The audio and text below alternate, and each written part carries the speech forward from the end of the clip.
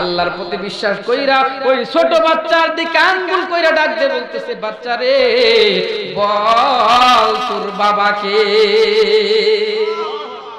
যেই মাত্র বলছে তোর বাবাকে বল, বলতে দেরি ওই ছোট মাসুম বাচ্চা, দুধের বাচ্চা সঙ্গে সঙ্গে আল্লাহর হুকুমে ডাক দিয়ে বলতেছে, জুরাইজ আমার বাপ না, অমুক রাখালের সাথে আমার মা কাজ করছে, খারাপ কাজ করার পরে আমি পয়দা হয়েছি, আমার বাবা হলো অমুক রাখাল। জোরে কোন সুবহানাল্লাহ। এখন কথা হলো, মায়ে দোয়া করছিল যে কোনো নষ্ট মহিলার মুখ না দেখে যেন মৃত্যুবরণ করে না। মায়ের দোয়া কিন্তু কবুল হয়েছে, কথা বলেন ঠিক কিনা? মায়ের দোয়া করার সঙ্গে সঙ্গে আল্লাহর দরবারে কবুল হয়। এই জন্য মা বাবার সাথে ভালো ব্যবহার করতে হবে, কথা বলেন ঠিক কিনা? রাহমাতুল্লাহি ওয়া বারাকাতুহু।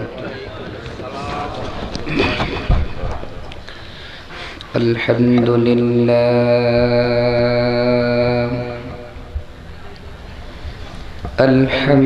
لله الذي غمر العباد بلطائفه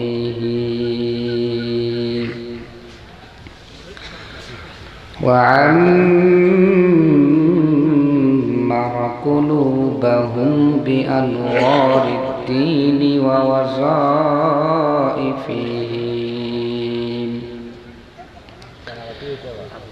فسبحانه ما أعظم شانه وأقوى سلطانه وأتم لطفه وعم إحسانه، ونشهد أن لا إله إلا الله وحده لا شريك له، لا ضد له ولا ند له ولا مثيل له ولا مثال له، ونشهد أن سيدنا وسندنا وحبيبنا وحبيب ربنا وطبيب قلوبنا ومولانا محمدا عبده ورسوله، الذي أفاد على النفوس ذوارف عوارفه، وأبرز على القرائح حقائق معارفه، صلى الله عليه وعلى آله وأصحابه مفاتيح الهدى ومصابيح الدجى، وسلم تسليما كثيرا فقد قال الله تبارك وتعالى في كلامه المجيد والفرقانه الحميد। বরকতের সবাই আমার সাথে একটু জবান খুলে পড়েন, আউযু বিল্লাহি মিনাশ শাইতানির রাজীম, বিসমিল্লাহির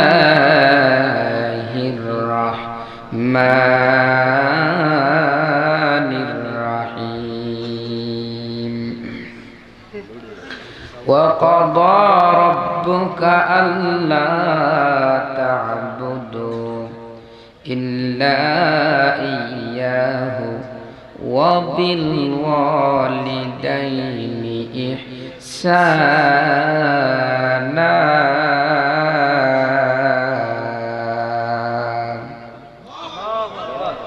وقال رسول الله صلى الله عليه وسلم الجنة تحت أقدام الأمهات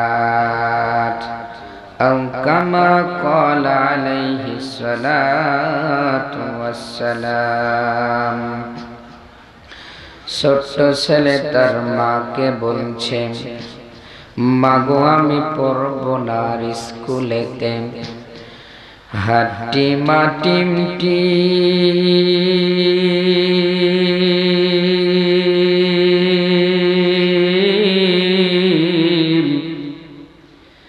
মাদ্রাসাতে পড়ব গিয়ে, আলিফ লাম আর মিম। আলহামদুলিল্লাহ। কোরআন শিক্ষা কর মুসলমান, কোরআন শিক্ষা করো,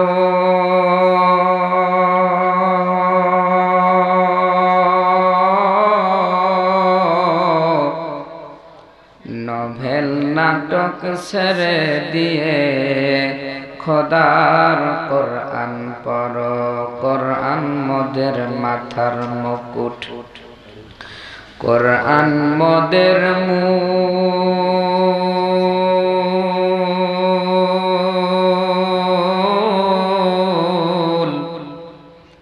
খোদার কোরআন সাইরো না ভাই, হারাবেন দকুল। কোরআন পড়লে খুশি হবেন রহিম রহমান,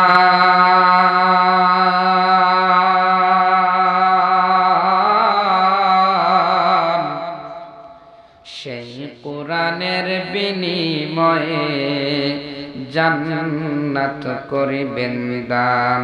তাই তো বলি ভাই বন্ধুগণ, শুনেন মন দিয়া,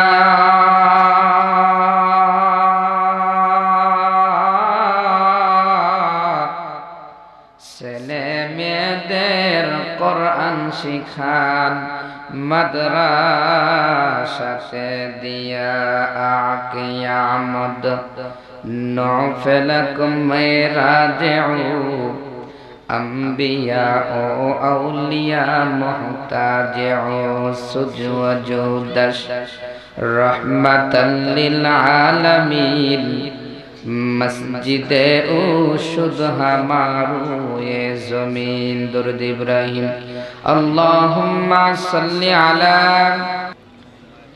كما صليت على إبراهيم وعلى آل إبراهيم إنك حميد مجيد اللهم بارك على محمد وعلى آل محمد كما باركت على إبراهيم وعلى آل إبراهيم إنك حميد مجيد মায়ের কান্দন যাবত জীবন,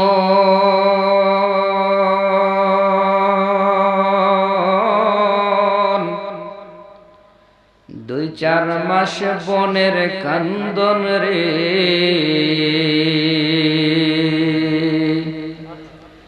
ঘরের পরে বাইরের কান্দন কয়েকদিন পর থাকে না। বুকের দরদি আমার জনম দুঃখী মা, গর্ভধারণী মা, জনম দুঃখিনী মা। বুকের দরদি আমার জনম দুঃখী মা। মায়ের কান্দন যাবত জীবন,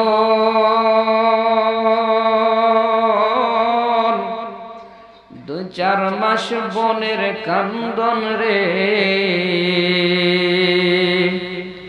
ঘরের পরে বাইরের কান্দন কয়েকদিন পর থাকে না, বুকের দরদি আমার জনম দুঃখী মা, গর্ভধারণী মা জনম দুঃখিনী, বুকের দরদি আমার জনম দুঃখী মা।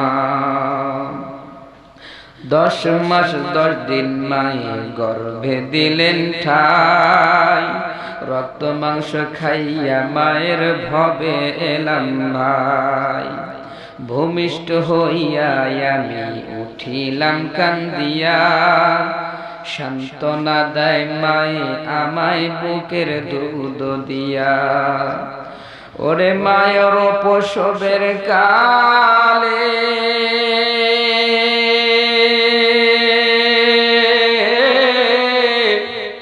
বুক ভেসে যায় নয়ন জলে রে, ওরে মায়ের প্রসবের কালে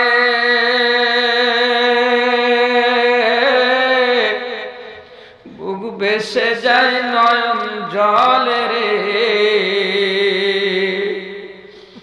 সন্তানের লইয়া কোলে ভুলে দুঃখ যন্ত্রণা, বুকের দরদি আমার জনম দুঃখী মা, গর্ভধারণী মা জনম দুঃখিনী মা, বুকের দরদি আমার জনম দুঃখী মা। আলহামদুলিল্লাহ, লক্ষ কোটি শুকর এবং সুজুদ সেই মহান আল্লাহ পাক রব্বুল ইজ্জাতের দরবারে, যার কুদরতি হাতে আমাদের জীবন এবং মৃত্যুর জিম্মাদারি,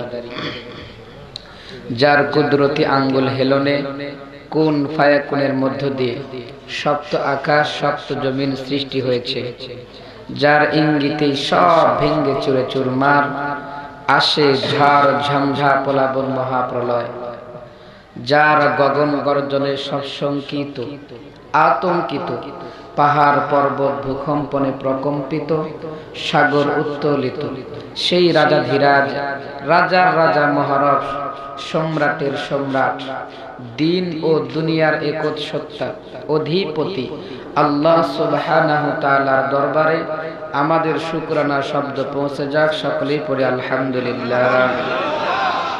হৃদয় হিকায় ভাব আবেগ উজাড় করে সিজদায় অবনীত মস্তকে আরেকটা বার আওয়াজ উঠুক, সকলে জবান খুলে পড়ে আলহামদুলিল্লাহ। লক্ষ কোটি দরুদ সালাম এই বিশাল গগনচুম্বী মিম্বারের তলদেশ থেকে হিতারে ভাসিয়ে সোনার মদিনায় সকলেই পড়ে সাল্লাল্লাহু আলাইহি ওয়াসাল্লাম। কোরআন থেকে কথা বলবো, কার গায়ে লাগলো, কার জ্বললো, কার পুড়লো, কার কলবে লাগলো, কার চুলকানি হলো, কিছুই দেখার নাই। আসমান আল্লাহর, জমিন আল্লাহ, কথা হবে আল্লাহর কোরআনের, কোনো পরোয়া করি না। এক আল্লাহ তাআলাকে সাক্ষী রেখে কোরআনকে সামনে নিয়ে কথা বলবো। আপনারা কি থাকবেন তো ইনশাআল্লাহ? কে কে থাকবেন? দুই হাত তুলেন। লিল্লাহি তাকবীর, নারায়ে তাকবীর। আল কোরআনের আলো, আল হাদিসের আলো, লিল্লাহি তাকবীর। আসেন, এখন বর্তমান পরিস্থিতি আপনারা সকলে জানেন। আপনারা হয়তোবা সকলেই বলতেছেন যে হুজুর কোরআনের সঠিক কথা বলেন, কিন্তু আমি হুজুর যদি একেবারে সঠিক কথা বলি তাহলে আমারই খবর আছে। কথা কন ঠিক কিনা? এজন্য আমরা একটা পথ বেছে নিয়েছি, সেটা হলো, উদাহরণ দিলে বুঝবেন। আল্লাহর একজন বান্দা, নদীর এপাশে তার বাড়ি, তিনি একটা লাউ গাছ লাগাইছেন। কি গাছ? লাউ চেনেন তো রাজশাহীর মানুষেরা? লাউ গাছ লাগাইছে আল্লাহর বান্দা। লাউ গাছ লাগানোর পর থেকে 6 মাস পর্যন্ত ওই লাউ গাছের পিছনে খুব যত্ন করেছে, সার দিয়েছে, পানি দিয়েছে, বীজ রোপণ করেছে। 6 মাস ধরে ওই লাউ গাছের যত্ন করার পরে একটা লাউ ধরছে। কয়টা? একটা লাউ ধরছে। আল্লাহর বান্দা এই একটা লাউ নদীর ওপারে বাজার, ওই বাজারে নিয়ে গেছে বিক্রয় করার জন্য। যাবার পরে চিন্তা করে যে একটা লাউ গাছ, একটা লাউ ধরছে, 6 মাস ধরে খাটছি, তাহলে আমার মোটামুটি খরচ হয়েছে 200 টাকার মতো। অতএব একটা লাউ থেকে আমার পত্তা করতে হবে, লস করা যাবে না। এজন্য এই একটা লাউয়ের দাম 200 টাকা। কয় টাকা? 200 টাকা। তো আল্লাহর বান্দা বাজারে যাবার পরে বলতেছে, ভাইয়া কে নেবেন আমার লাউ? লাউয়ের দাম হলো 200 টাকা। এখন যারা শ্রোতা আছে, যারা ক্রেতা আছে, তারা বলতেছে পাগল নাকি, লাউয়ের দাম কোনদিন 200 টাকা হয় নাকি? ও বলছে 200 টাকা। একজন সামনে থেকে বলতেছে তোমার লাউয়ের দাম 5 টাকা। ও রাগ করে বলতেছে, এই মিয়া, আমি 200 টাকা বলে তুমি আমার কাছে মাসকারি করো নাকি? হ্যাঁ, মাত্র 5 টাকা বলো। হাত টান করে লাগাই দিছে, ঠাস করে একটা থাপ্পড় লাগাই দিছে। দেওয়ার সঙ্গে সঙ্গে আল্লাহর বান্দা মন খারাপ করে খুব রাগ করে বাড়ি চলে গেছে। যায় ওর যে ভাই ভাতিজা যারা ছিল, মামা ভাগ্নে যেখানে ছিল, ডাকছে, এই তোরা আয় রে। কি হয়েছে? বলে বাজারে গেছিলাম, একজন আমার থাপ্পড় মারছে। বাজারে যদি কেউ কাউকে মারে তাহলে তার মানের খুব ক্ষতি হয়। কথা বলেন ঠিক কিনা? ও তো খুব রেগে বেগে বাড়িতে গিয়ে তার যে ভাই ভাতিজা যারা ছিল সবাইকে ডেকে নিয়ে এসছে, সাথে লাঠি খাইটা যা লাগে সব নিয়েছে, তারে মারবে। আল্লাহর বান্দা যখন দেখছে যে আমার তো অবস্থা খারাপ, আমার তো মারবে, তো উনি লাউ ধুয়ে নদীর ওপারে বাড়ি, নদীর ওপারে একবারে নদী পার হয়ে ভিজেই পার হয়ে চলে গেছে ওপার। ওপার যখন উঠছে খুব পারাপারি তাড়াতাড়ি, ইতিমধ্যেই দেখে যে ইমাম সাহেব মসজিদ থেকে বাহির হচ্ছে নামাজ পড়ে। ইমাম সাহেবরা দেখে, এই এত দৌড়াচ্ছ কেন, কি হয়েছে? বলে যে ব্যাপারটা খুব গরম। বলে কি হয়েছে বলো? বলে 6 মাস থেকে একটা লাউ গাছ লাগাইছি, লাউ ধরছে একটা, আমার খরচ হয়েছে 200 টাকা। এই জন্য আমি খরচ হিসাব করে আমি যা বলছি যে লাউ আমি বিক্রয় করব, দাম বলছি 200 টাকা। হুজুর বলছে ঠিকই তো আছে, ঠিক আছে না? 200 টাকা হুজুর বলছে ঠিকই আছে। এরপরে বলছে, তারপরে বলে আমি যখন 200 টাকা বলছি তখন একজন ব্যক্তি ওখান থেকে বলছে লাউয়ের দাম 5 টাকা। হুজুর বলতেছে ঠিকই তো আছে। এরপরে বলতেছে, তারপরে বলে তারপরে কেউ যখন 200 টাকা বলছে, ও যখন 5 টাকা বলছে, তখন আমি রাগ করে তার গালের মধ্যে একটা লাগা দিছি। বলে ঠিকই তো আছে। তারপরে বলে তারপরে হলো যে আল্লাহর বান্দা খুব, আমি তখন তাকে মারছি, সে রাগ করে বাড়িতে যায়, তার যে ভাই ভাতিজা সবাই ছিল লাঠি খাইতে নিয়ে আসতেছে আমারে মারবে। বলে ঠিকই তো আছে। বলে তারপরে হলো যে আমি ওদের ভয়ে এখন গাং ঝেপে এবার পার হয়ে চলে এসেছি। বলে ঠিকই তো আছে। আসলে মূল কথা হলো যে বর্তমান যা পরিস্থিতি, তাতে যা করুক তা করুক সব ঠিকই আছে, নাকি বলেন? সব ঠিকই আছে না ভুলও আছে? ভুল আছে না নাই? ভুল আছে। এজন্য সব ঠিকই আছে এটা আমরা বলবো না। যেখানে ভুল সেখানে ভুলি, যেখানে লোকমা সেখানে লোকমায়, নাকি বলেন? যাই হোক, কথা শুরু করব। এর আগে আপনারা সকলে অবগত আছেন, আল মারকাজুদ দাওয়া আস সালাফিয়া মাদ্রাসার উদ্যোগে তাফসিরুল কোরআন মাহফিল। সর্বপ্রথম আয়াত বলার আগে এই কোরআনটাকে আগে আপনাকে বুঝাইতে হবে। কোরআনটা কি, কোরআনটা কি এটা আগে বুঝতে হবে আপনাকে। তাহলে কোরআন থেকে যেটা বলবো এটার উপরে আপনার বিশ্বাস হবে। আগে দেখেন না, কোনো ডাক্তার যদি নতুন কোনো এলাকায় যদি হাসপাতাল খুলে অথবা কোনো চেম্বার খুলে, তাহলে সর্বপ্রথম আগে মাইকিং করে, এমবিবিএস অমুক ডাক্তার আপনাদের আসিতেছে আগামী শুক্রবার সকাল 7টা থেকে আবার সকাল 6টা পর্যন্ত আপনাদের সামনে রোগী দেখবেন। ভুল হয় নাই? সকাল 7টা থেকে সকাল 6টা পর্যন্ত আপনারা তো বলতেছেন মানে যা ঠিক ওটাই ঠিক, তাই নাকি? সকাল 7টা হতে বিকাল 7টা পর্যন্ত রোগী দেখবেন। আগে ক্যানভাস, এরপরে রোগী দেখে। কথা বলেন ঠিক কিনা? এজন্য কোরআন, এই কোরআনের যে কি মূল্য কি দাম, এটা আগে আপনাকে আমার বোঝাইতে হবে। কথা বলেন ঠিক কিনা? কোরআনের কত দাম বাজান কেমন করে বোঝাই? আল্লাহ তাআলা পৃথিবীর জমিনে মানুষকে সৃষ্টি করেছেন, আসমান সৃষ্টি করেছেন, জমিন সৃষ্টি করেছেন, সব কিছুর মূলে হলো এই কোরআন। কথা বলেন ঠিক কিনা? আল্লাহ তাআলা ডাক দিয়ে বলেন, ও দুনিয়ার মানুষ তোমরা যাও, তোমাদের জীবনকে পরিচালনা করো এই কোরআন দ্বারা। কথা বলেন ঠিক কিনা? এখন এই কোরআন আমাদেরকে মানতে হবে কি হবে না? সকাল আর সন্ধ্যা আর বাদ বাকি মানবো না, শুধু নামাজের টাইমে মানবো আর বাদ বাকি মানবো না। হ্যাঁ, না সদা সর্বদাই মানতে হবে? কোরআন দিয়ে আমার জীবন সিটিং ফিটিং করতে হবে, কথা বলেন ঠিক কিনা? আল্লাহর একজন বান্দা অত্যন্ত মোটা ছেলে, ফ্যাট মোটা ছেলে, যা খায় শুধু খালি মোটা হয়ে যায়। তো আল্লাহর বান্দা কি করছে, এই মোটা কমানোর জন্য একজন ডাক্তারের কাছে গেছে, যা ডাক্তার বলতেছে, ও ডাক্তার সাহেব, আমি যা খাই শুধু মোটা হয়ে যায়, আমাকে কিছু ঔষধ দেওয়া যাবে? ডাক্তার সাহেব একটা প্রেসক্রিপশন নিয়ে প্রেসক্রিপশনের মধ্যে 3টা ওষুধ লিখছে। কয়টা ওষুধ? 3টা ওষুধ লিখছে। ওষুধ লেখার পরে ওই মোটা ছেলে হাতে দিয়ে বলছে, যাও তুমি বাড়ি চলে যাও। ছেলেটা চিন্তা করে, ডাক্তার সাহেব ওষুধ লিখছে, ওষুধ তো নিতে হলে পরে ফার্মেসির দোকানে যেতে হবে, নাকি বলেন? ফার্মেসির দোকানে গেছে, যা জমা দিচ্ছে, ডাক্তার সাহেব এগুলো ওষুধ দেন তো। ফার্মেসির দোকানদারকে বলছে ওষুধ দেন। তো ফার্মেসির দোকানদার এই প্রেসক্রিপশনটা নিয়ে একবার প্রেসক্রিপশনের দিকে তাকায়, আর একবার ওই মোটা ছেলের দিকে তাকায়। মোটা ছেলে টাকা দেয়, কে রে, আমার ওষুধ দেওয়া বাদ দিয়ে একবার আমার দিকে তাকায়, আর একবার প্রেসক্রিপশনের দিকে তাকায়, কারণটা কি?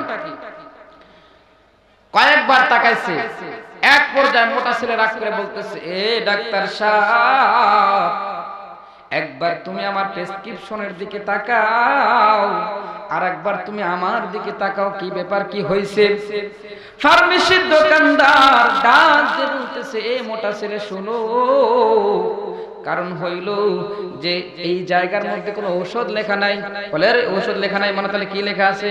বলে, এখানে লেখা আছে, এ মোটা ছেলে, তুমি যদি তোমার শরীরটাকে কমাইতে চাও তাহলে সকালে 2টা রুটি, দুপুর বেলা 2টা রুটি, আর রাত্রির বেলায় 2টা রুটি খেতে হবে। মোটা ছেলে এইবার ফার্মেসির দোকানদারের কাছ থেকে প্রেসক্রিপশনটা কাইরা নিয়ে ডাক দিয়ে বলতেছে, এখন আবার ডাক্তারের কাছে যাওয়া লাগবে। বলে, কেন? বলে, কারণ হইল এই জায়গার মধ্যে রুটি খাওয়া লাগবে 2টা করে, কিন্তু খাওয়ার নিয়ম লেখি নাই যে এই রুটি আমি খাওয়ার আগে খাবো না পরে খাবো। আপনারা কি বলেন, এই মোটা ছেলে যদি তার শরীর কমাইতে চায় তাহলে রুটি খাওয়ার আগে খাবে না পরে খাবে, না শুধু রুটিই খাবে? এবার আমার কথা হইল, ওই মোটা ছেলে যদি তার শরীর কমাইতে চায়, যেমন ভাবে শুধু তাকে রুটি খেতে হবে, আগে আর পরে করলে চলবে না। আমার আল্লাহ বলেন, বান্দা, পৃথিবীতে যাবার পরে তোমার পুরো জীবনটাকে কোরআন দ্বারা চালাইতে হবে, সকাল আর সন্ধ্যা কোরআন মানবে, এটা কিন্তু হবে না। এজন্য আমার পুরো জীবন সব জায়গাতে আমাকে কোরআন দিয়ে জীবন চালাইতে হবে, কথা বলেন ঠিক কিনা? আমার রাষ্ট্রীয় জীবন, আমার পারিবারিক জীবন, আমার ক্ষেত খামার, আমার চাকরি বাকরি, আমার ব্যবসা বাণিজ্য, আমার রিক্সা চালানো, আমার ভ্যান চালানো, আমার গাড়ি চালানো, আমি যেই কাজ করি না কেন, মা বোনদের রান্নার কাজ থেকে শুরু করে নিয়ে, পেশাব পায়খানা থেকে শুরু করে নিয়ে, নামাজ রোজা হজ যাকাত যত কিছু আছে, সব জায়গার মধ্যে প্রতিটা ধাপে ধাপে, প্রতিটা কদমে কদমে আল্লাহর কোরআনকে সেট করতে হবে। আল্লাহর কোরআন দ্বারা আমার জীবনকে পরিচালনা করতে হবে। অতএব আল্লাহর কোরআনকেই মানতে হবে, অন্য কোনো আইন মানা যাবে না, কথা বলেন ঠিক কিনা? এজন্য আল্লাহর কোরআন দ্বারা আমার জীবনকে সিটিং ফিটিং করতে হবে, কথা বলেন ঠিক কিনা? কোরআনের মুহাব্বত কি? কোরআনের একটা মজা আছে, কোরআনের মজা আছে না নাই? কোরআনের মজা যদি না থাকতো তাহলে এই রাত 12টার সময় আপনারা বসে থাকতেন না, কথা বলেন ঠিক কিনা? কোরআনের মজা কেমন করে বোঝাই রে বাজান? কোরআনের যে কি মজা! কাফের বেঈমান পর্যন্ত আমার নবীজির কোরআন তেলাওয়াত শোনার জন্য রাতের অন্ধকারে নবীজির বাড়িতে ভিড় জমাইতো। আমাদের এই আজকে মাদ্রাসার ছোট ছোট বাচ্চারা যখন কোরআন তেলাওয়াত করে তখনই তো মানুষ অবাক হয়ে তাকিয়ে থাকে, হায় রে কেমন করে পড়তেছে। আর নবীজি যিনার প্রতি কোরআন নাজিল হয়েছে উনি যদি কণ্ঠ দিয়ে পড়তেন তাহলে কত চমৎকার লাগতো। একদিনের ঘটনা, নবীজি সাল্লাল্লাহু আলাইহি সাল্লাম কোরআন তেলাওয়াত করতেছে, আবু জাহাল, আবু লাহাব, উতবা, শাইবা, ওলীদ বিন মুগিরা ও আবু সুফিয়ান সবাই নবীজির চতুর্পাশ দিয়ে গিয়া নবীজির কোরআন শোনার জন্য পাগল হয়ে গিয়েছে। এক পর্যায়ে নেতারা চিন্তা করলো, এইভাবে যদি সব মানুষেরা মুহাম্মাদের কোরআন যদি শুনতে থাকে তাহলে এই কোরআনের আকর্ষণে একদিন তারা মুসলমান হয়ে যাবে। চিন্তা করলো কি করা যায়। নেতাজিরা তারা পরামর্শ করে তারা ঘোষণা করে দিল, আগামী কাল থেকে যে মুহাম্মাদের কোরআন শুনতে আসবে তাকে কিন্তু আমরা অত্যন্ত শাস্তি দিব, কঠিন শাস্তি দিব, এই ঘোষণা করে দিলেন। আপনার আমার নবীর প্রতি আল্লাহ তাআলা যখন নাজিল করলেন কোরআন, সমাজের বুকে নবীজি যখন দিলেন কোরআনের স্লোগান, আবু জাহেল, আবু লাহাব, উতবা, সাইবা, ওলীদ বিন মুগীরা ও আবু সুফিয়ান ওরা বারবার আপনার আমার নবীজির দেহ থেকে কেটে দিতে চাইল নবীজির গর্দান। তাদের কথায় নবীজির হৃদয়টা ভেঙ্গে চুরি হয়ে গেল খান খান। আমার আল্লাহ তাআলা যেন জারি করলেন আসমানি ফরমান, দোস্ত আমার, হাবিব আমার, আপনি আপনার দিল করবেন না পেরেশান। যতদিন পৃথিবীর জমিন থাকবে এই জমিনে আমি আল্লাহ জিন্দা রাখবো আমার কোরআন। ওরা বারবার আপনার আমার নবীর সাথে দিয়েছে পাল্লা, নবীজির দেহ থেকে কেটে দিতে চেয়েছে নবীজির কাল্লা। আসমানের মালিক ডাক দিয়ে বলেন, আল্লাহ, দোস্ত আমার, হাবিব আমার, আপনার কোনো ভয় নাই, আপনার কোনো ডর নাই, আপনার সাথে আছি আমি স্বয়ং আল্লাহ।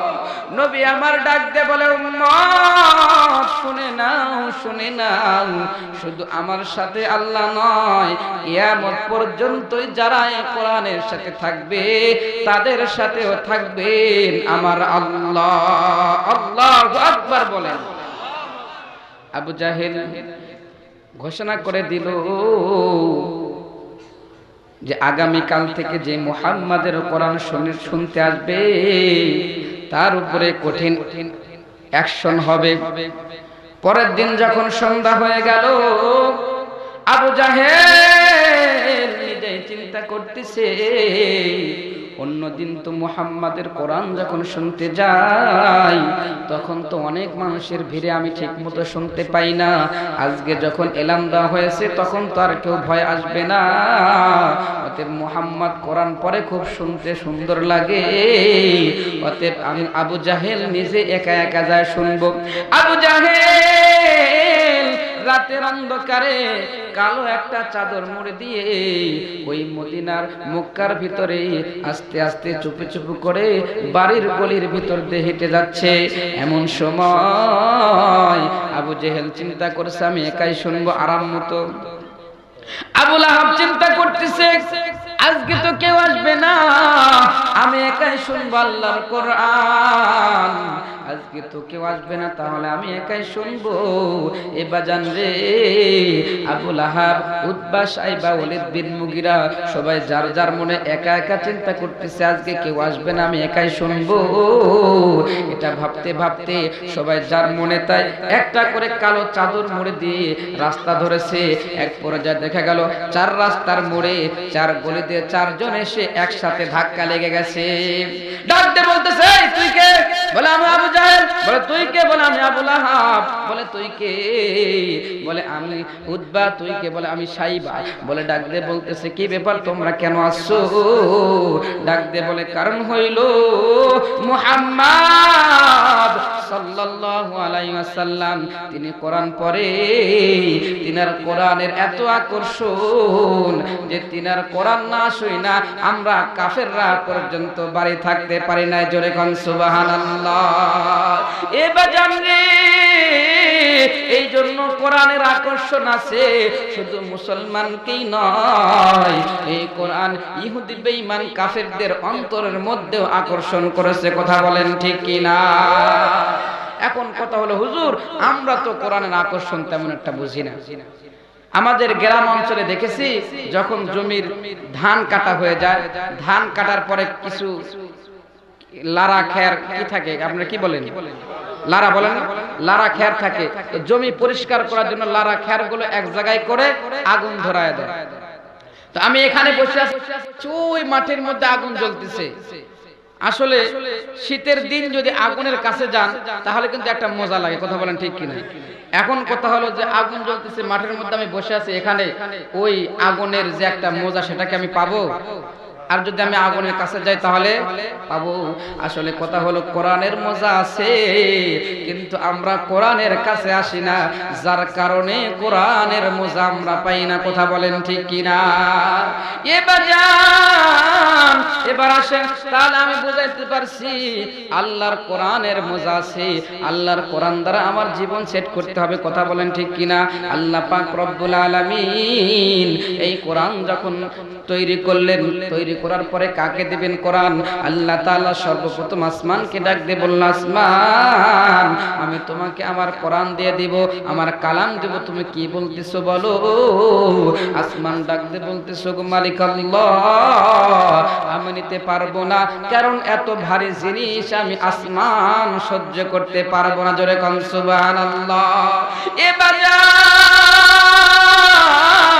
এরপরে আমার আল্লাহ পাক রব্বুল আলামিন জমিনকে ডাক দিয়ে বলল, জমিন রে তুমি এই কোরআনটা নাও। জমিন ডাক দিয়ে বলতেছে, আল্লাহ এত ভারী কোরআন আমি জমিনও রাখতে পারবো না। জোরে কোন সুবহানাল্লাহ। এরপর আল্লাহ তাআলা পাহাড়কে ডাক দিয়ে বলছেন, পাহাড় তুমি নাও। পাহাড়ও পারে নাই। শেষ পর্যন্ত আল্লাহ তাআলার এই কোরআনকে আমরা মানুষ নিয়েছি, যেই কোরআনকে আসমান নিতে পারে না, যেই কোরআনকে জমিন নিতে পারে না, যেই কোরআনকে পাহাড় নিতে পারে না, সেই কোরআন আমরা মানুষ নিয়েছি। বলেন তো সেই কোরআন কি ছোট? ছোট না বড়? তাহলে সেই বড় কোরআন থেকে আলোচনা করব। আপনারা থাকবেন তো ইনশাআল্লাহ? আসেন, এতক্ষণ ছিল ভূমিকা, এখন আলোচনা করব। আল্লাহ তাআলা কোরআন বলতে বলতেছেন, বিসমিল্লাহির রাহমানির রাহিম।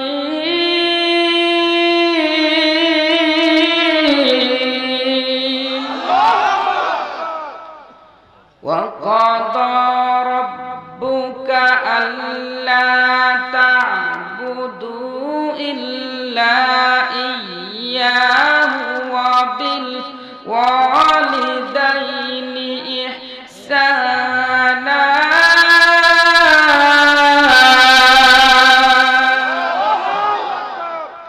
আমার আল্লাহ পাক রব্বুল আলামিন কোরআনুল কারীমের মধ্যে ডাক দিয়ে বলতেছেন, ওয়া ক্বাদা রাব্বুকা, হে দুনিয়ার মানুষ তোমরা আমি আল্লাহ তাআলার ইবাদত করো। ওয়া ক্বাদা রাব্বুকা আল্লা তা'বুদু, অন্য কারো ইবাদত করবা না। ওয়া ক্বাদা রাব্বুকা আল্লা তা'বুদু ইল্লা ইয়্যাহু ওয়া বিল ওয়ালিদাইনি ইহসানা, একমাত্র আমি আল্লাহর ইবাদত করবা, অন্য কারো ইবাদত করবা না। কিন্তু তোমার মা বাবার সাথে তুমি ভালো ব্যবহার করবা। আল্লাহ তাআলা ডাক দিয়ে বলতেছেন, বান্দা একমাত্র আমি আল্লাহর ইবাদত করবা, অন্য কারো ইবাদত করবা না। কিন্তু তোমার মা বাবার সাথে তুমি ভালো ব্যবহার করবা। এই হুকুম কার? আর একটু আওয়াজ দিয়ে বলেন না হুকুম কার? আর একটু আওয়াজ দিয়ে বলেন না হুকুম কার? হাতটা এইভাবে জাগান, হাত জাগান, এভাবে আল্লাহর দেখা দেন, বলেন তো এই হুকুম কার? আর একটু আওয়াজ দিয়ে বলেন আল্লাহ। আর একটু আওয়াজ দিয়ে বলেন আল্লাহু আকবার। আমার আল্লাহ পাক রব্বুল আলামিন তিনি ডাক দিয়ে বলেন, বান্দা তোরা যখন আমি আল্লাহ তাআলাকে আল্লাহ বলে ডাক দিস, তখন কিন্তু আমি আল্লাহর কলিজা বড় ঠান্ডা হয়ে যায়। কারণ কি বান্দা, দুনিয়ার বুকে তোমার সন্তান যদি তোমাকে বাবা বলে ডাকে, তাহলে তুমি বাবা, তোমার কলিজা ঠান্ডা হয়। তুমি মা, তোমাকে যদি মা বলে ডাকে, তাহলে তোমার কলিজা ঠান্ডা হয়। আর আমি আল্লাহ তাআলা বড় যতন কইরা যেই বান্দাকে আমি আল্লাহ তাআলা সৃষ্টি করছি, ওই আল্লাহ, ওই বান্দা যদি আমি আল্লাহ তাআলাকে ডাকে, আমি আল্লাহর দিল বড় ঠান্ডা হয়। যেরকম সুবহানাল্লাহ। মারে ডাকলে মায়ের দিল ঠান্ডা হয়। কথা বলেন ঠিক কিনা? আল্লাহর একজন বান্দা জন্মের পর থেকে মারে কোনোদিন ডাকে নাই, 10 বছর বয়স হয়ে গেছে, কোনোদিন মা বাবারে ডাকতে পারে নাই। কারণ সে হলো বোবা, কথা বলতে পারে না, কালা, বোবা কালা সন্তান, কথা বলতে পারে না। বারবার বাবা মা গিয়ে তারে বলে, ও সন্তান একটু আমার সাথে কথা বলো, আমারে বাবা ডাকো, আমারে মা ডাকো, কিন্তু সন্তান কথা বলতে পারে না। একদিন মা সকালবেলা যখন 9টা-10টা বাজে, তো বাড়ির আঙ্গিনার ভিতরে গরুর যে গোবর আছে না, গোবর না গরুর যে গোবর আছে ওটা আবার রোদে শুকায় না, ওটাকে কি বলেন? ঘুটা। তাই ঘুটা বানাচ্ছিল মা। 10 বছর সন্তান মারে মা ডাকে নাই। এবার সন্তান ওই 10টার সময় মা যখন ঘুটা বানাচ্ছে, তখন সন্তান পিছন দিক থেকে মারে মা ডাকার চেষ্টা করছে। সন্তান মারে মা ডাকার চেষ্টা করছে, কিন্তু সন্তান তো কথা বলতে পারে না। এ বাজার চেষ্টা করতেছে মারে মা বলিয়া ডাক দিবে, মা বলতে গিয়া তার মুখ দিয়ে বাহির হয়েছে মে। কি শব্দ? মে শব্দ বাহির হয়েছে। কিন্তু যে সন্তান 10 বছর পর্যন্ত মারে ডাকে নাই, আজকে শুধুমাত্র মারে মা ডাকতে গিয়া মে শব্দ বাহির হয়েছে। এতটুকু শব্দ শোনার পরে মায়ের দিলটা ঠান্ডা হয়ে গেছে, মায়ের কলিজা ঠান্ডা হয়ে গেছে। মা যে গোবর লেড়ে দিতেছিল, ঘুটা বানাচ্ছিল, হাত যে মাখানো ছিল, ওইটাও মা ভুলে গেছে। মে শব্দ শোনার সঙ্গে সঙ্গে সবকিছু ভইলা সন্তানদের বুকে জড়াইয়া গালে মুখে চুমু খাইয়া ডাক দে বলে, রে সন্তান, আজকে তুই 10 বছর পরে আমারে মা বইলা ডাক দিছিস, তো আমি মা জীবনের সমস্ত ব্যথা ভুলে আজকে খুশি হয়ে গেছি। জোরে কোন সুবহানাল্লাহ। এবার আমার আল্লাহ তাআলা তিনি ডাক দিয়ে বলেন, রে বান্দার দল, একটা মা যদি 10 বছর পরে যদি একটা বার মা বলতে গিয়ে মা শব্দ শোনার পরে যদি খুশি হয়, আমি আল্লাহ তাআলা তোদেরকে নিজের হাতে বানাইছি। তোরা যদি আমি আল্লাহ তাআলাকে ডাক দিস, তাহলে পরে আমি আল্লাহর দিলটা বড় শান্ত হয়, আমি আল্লাহ তাআলা বড় খুশি হই। এজন্য জবান খুলে ওই আল্লাহর আরেকটা বার ডাক দিয়ে বলেন না আল্লাহু আকবার। আল্লাহর দিল বড় ঠান্ডা হয়ে গিয়েছে। আল্লাহর নামের চাইতে বড় নাম আর কিছু আছে? আল্লাহ আমার তো সবকিছু। আমার কথা বলেন ঠিক কিনা? আল্লাহরে আমার বানাইতে হবে। আসেন, আয়াতের মধ্যে বললাম আল্লাহ তাআলা বলতেছেন, একমাত্র আমি আল্লাহর ইবাদত করো, অন্য কারো ইবাদত করবা না, কিন্তু মা বাবার সাথে ভালো ব্যবহার করবে। কথা বলেন ঠিক কিনা? মা বাবার সাথে ভালো ব্যবহার করবেন তো আপনার জন্য জান্নাত, মা বাবার সাথে খারাপ ব্যবহার করবেন তো আপনার জন্য জাহান্নাম। কথা বলেন ঠিক কিনা? নবীজি সাল্লাল্লাহু আলাইহি সাল্লাম বলেন, হুমা জান্নাতুকা ওয়া নারুকা, মা বাবাই তোমার জান্নাত, মা বাবাই তোমার জাহান্নাম। তুমি যদি মা বাবার সাথে ভালো ব্যবহার করো তাহলে তোমার জন্য জান্নাত, আর যদি মা বাবার সাথে খারাপ ব্যবহার করো তাহলে তোমার জন্য জাহান্নাম। কথা বলেন ঠিক কিনা? এ বাজান রে, বুখারী শরীফের ঘটনা, আল্লাহর একজন বিশিষ্ট ওলি জুরাইজ তার নাম। জুরাইজের ঘটনা বুখারী শরীফের মধ্যে লেখা হইতেছে। এই বুখারী শরীফের মধ্যে জুরাইজের ঘটনা ইমাম বুখারী রাহমাতুল্লাহ আলাইহি বলতেছেন, এই জুরাইজ বিশিষ্ট একজন আল্লাহর ওলি, আল্লাহর একজন মাহবুব বান্দা। এই জুরাইজ রাহমাতুল্লাহ আলাইহি একদিন তিনি নামাজের মধ্যে দাঁড়ায় গেছেন। নামাজের মধ্যে যখন তিনি দাঁড়ায় গেছেন, এমন সময় জুরাইজের দুঃখিনী মা জুরাইজের বাড়ির গেটের সামনে গিয়ে জুরাইজকে ডাক দিয়ে বলতেছে, জুরাইজ দরজা খোলো, দরজা খোলো। জুরাইজের মা জুরাইজকে ডাকে আর ডাক দিয়ে বলে, জুরাইজ দরজা খোলো, জুরাইজ দরজা খোলো। আর জুরাইজ নামাজের মধ্যে দাঁড়িয়ে আছে। জুরাইজের মা তার ডাকতেছে, জুরাইজ নামাজ পড়তেছে, মায়ের ডাকে সাড়া দেয় না। একদিন মা ডাকছে, জুরাইজ যখন সাড়া দেয় নাই, মা মনটা খারাপ কইরা জুরাইজের বাড়ি থেকে মন খারাপ করে নিজের বাড়িতে চলে গেছে। এ বাজান রে, পরের দিন সকাল বেলা জুরাইজের মা আবার আইছে। আসার পরে আবার ডাক দিয়ে বলতেছে, জুরাইজ দরজা খোলো, দরজা খোলো, দরজা খোলো। জুরাইজের মা যখন জুরাইজকে পরের দিন আবার ডাকে, জুরাইজ তখন আবার নামাজের মধ্যে দাঁড়ায় গেছে, জুরাইজ নামাজ পড়তেছে, মায়ের ডাকে সাড়া দেয় নাই। এবার জান রে, দ্বিতীয় দিনও মা মন খারাপ করে ফিরে চলে গেছে। তৃতীয় দিন মা আবার একই টাইমে এসে জুরাইজের গেটের সামনে দাঁড়াইয়া জুরাইজ রাহমাতুল্লাহ আলাইহিকে ডাক দিয়ে বলতেছে, জুরাইজ দরজা খোলো, দরজা খোলো, দরজা খোলো। তৃতীয় দিনে জুরাইজের মা জুরাইজকে ডাকতেছে, জুরাইজ তৃতীয় দিন নামাজের মধ্যে দাঁড়াইছে। এবার যখন নামাজ পড়তেছে মা তৃতীয় দিনে এসে ডাকতেছে, তারপর জুরাইজ দরজা খোলে না।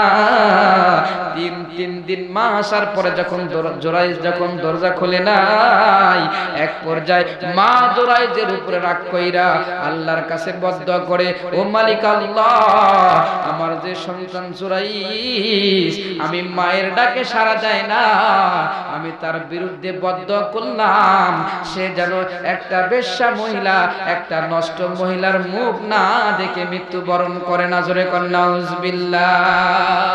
মায়ে দোয়া করছে সন্তানের বিরুদ্ধে।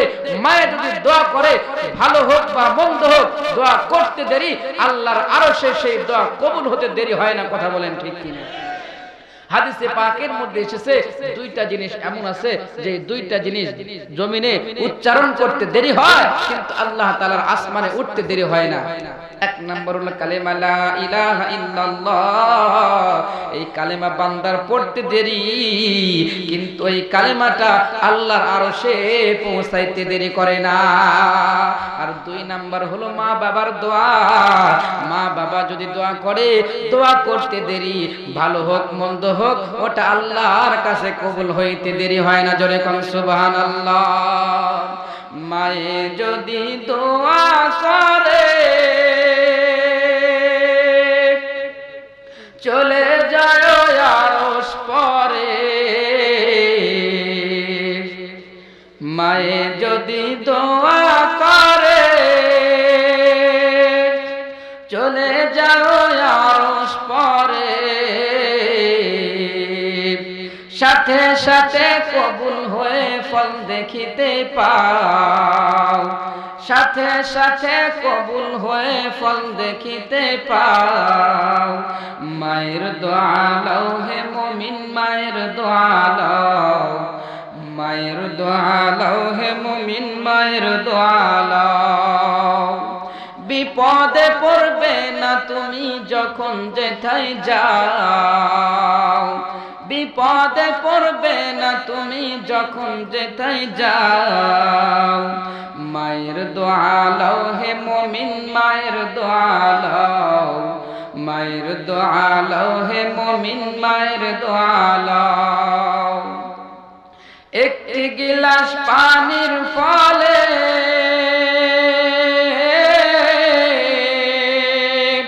বাইজিদের কোলে তুলে, হাত তুলে মা বলে বাইজিদকে ওলি বানাও।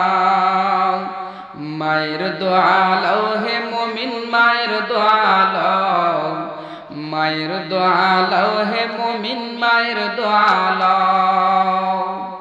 যার কারণে বাইজিদেরই না